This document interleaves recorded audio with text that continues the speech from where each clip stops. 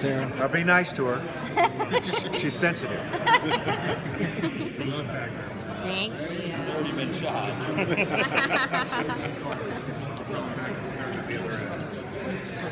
The good thing about this is not Barbara's part was what's I think Barbara's the star of the show. I think when I was watching it, I watched it on Monday this week, and I'm like, I am the star of this movie. But yeah, she has an integral part, and the way they weaved in the extra story is so seamless. It just seems like it was always part of the original comic. It's really, really well written and animated, and all the people acting in it are so wonderful. There's so many moments where you're like, wow, that's so good. There's just really a lot of great moments in animation history in this one film. Were you familiar with the story before shooting the movie? I wasn't, and part of me is happy because there are some shocking moments, so I sort of felt them organically as an actress while going through them with Batgirl. And I don't know if I knew that before, may have sort of tainted how organic those moments were. In retrospect now, I wish I had, but I when I was really little, I loved Batgirl. I collected Batgirl comics and toys and all kinds of stuff, and then I took a little break, probably the Killing Joke break. But yeah, for me it worked because it was just as shocking as if it was happening to be on camera or whatever, just visualizing all these moments that were happening. Is the father-daughter relationship pretty key in this too? Definitely very key. I think the emotional elements of relationships in this movie are heightened beyond anything we've seen before in any Batman incarnation.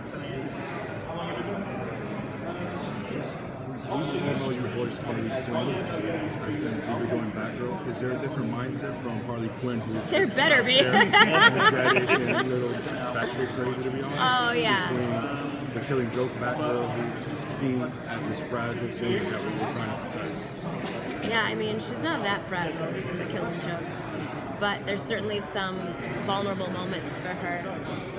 Playing Harley is so the opposite end of the coin. I mean, and I feel very blessed to have been able to play both characters, because Batgirl is pretty much the only thing I do that's my own voice, and then Harley is still not my own voice, which is great, because then I'd have no friends if I talked like that all the time. But she's so crazy that I always say, like, I get all my frustrations out doing Harley. If you have a bad day, it's like funny, sometimes when you're doing a video game, you sort of dread those sessions because it's just you for 4 hours doing, 1,000 death sounds. You're like, oh, really? But anytime it's Harley, I'm like, okay, let's go. She's just so much fun, and she's so crazy, and I think the freedom to explore all these different levels with her is so much fun. So it's just like two completely opposite ends of the scale of, characters are just so different. The great thing about it, do you find when you voice one line to the other, or vice versa, it helps you kind of see the right character? You see Batgirl now? Oh, that's an interesting question. Maybe in some way, yeah. I haven't thought of that, but yeah, because when I was younger doing Batgirl alongside Hamill and Conroy, and the amazing Miss Sorkin was doing Harley, it was just like, oh, she's crazy.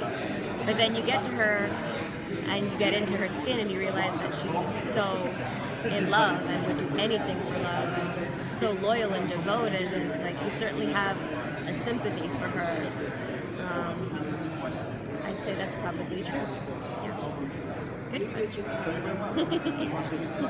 When you look at the history of Batgirl, you've got the original TV series, you've got Alicia's performance in the film.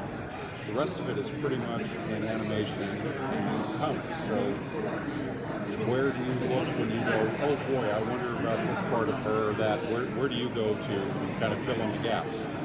Well, for my own journey, it's really been sort of an authentic, organic journey, because when I first moved from Toronto to Los Angeles, it was like a couple of years after I'd been here, I booked Batgirl. And so I was really like new in LA, working alongside these greats. And I was a little girl, I was 20, but I looked like 14 anyway. And then this natural transition to where she is today, so much in my life has happened too. So it's the same person of having gone through all these life experiences. There's a similarity to that between her and I. And, you know, when you're acting in these moments, you just visualize them in your head. And you go through these journeys with them. And when I'm imagining what she's going through and then I'm reading the lines, it's like I'm actually in those moments. I see those moments. I cry in sessions, or you'll never see a voice actor just standing like this. You know, they're really like into it emotionally within the parameters of the microphone. And she's just gets to explore so many emotional levels in this one that she never has before, or in all the incarnations of that. Definitely the darkest any of them have ever gone. Do you have a personal favorite episode you shot for the original animated series? Yes, Girls' Night Out. I mean, that I have a cell of Batgirl and Supergirl and the towels on their head. You know, it's just like, I love that. That was, you know, pretty much the beginning of Girl Power. I think that was like before Powerpuff Girls even. It was just like this really cool couple of chick superheroes hanging out. Mm-hmm. That was hot.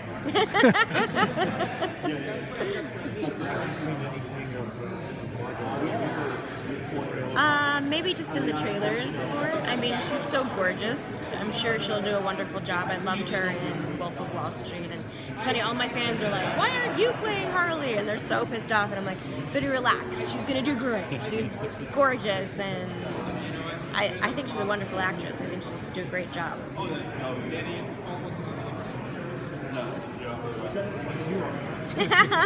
thank you.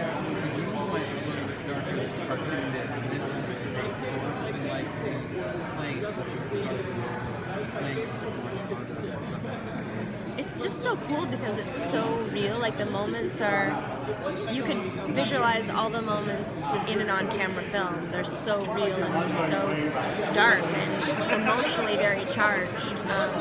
For me, with the video games, there's a lot of dark stuff with Harley, but not Batgirl. So this is the first time I've really done very dark with her. I mean, in the original character description, she's dark, she's serious, and she's no Bubbles Powerpuff Girl. She's got, you know, a lot of stuff going on. So this is just that next level, although it's probably a leap of a few levels. Backtracking to the Suicide Squad question, do you wish you could perform Harley in Suicide Squad? I think that'd be so much fun. I do think it'd be really fun if I had like a Stan Lee cameo. Like I was telling Kevin and Bruce, it'd be fun if we were like all sitting at a diner and Margot Robbie walks by and we're like, I think that'd be fun. Which is like, I mean, the women superheroes. There's a lot of relationships, marriages, really kind of going through almost a renaissance. Really so what's that like? They're still technically married. The voices are thinking about that, but the gals are kind of getting to do it. They are, and it's really exciting, and I feel really honored to represent her and portray this strong woman that also is still a woman and has a lot of vulnerability, which you'll see in the film.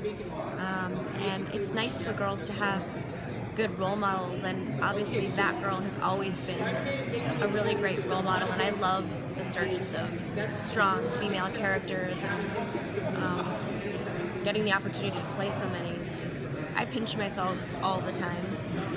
And there's a level of responsibility that comes with that too. And you know, sometimes we're like, oh, can you do this movie? It'll be an on-camera thing. You just have to do something sexually explicit or do something like this. And I'm like, oh, no.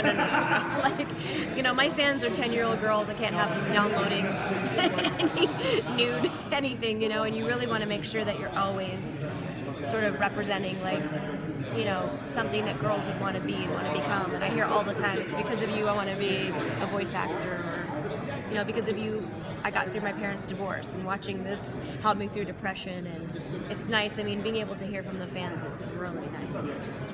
In earlier years, voicing characters, when did she first realize or find out that this story existed and this darker feature was a story?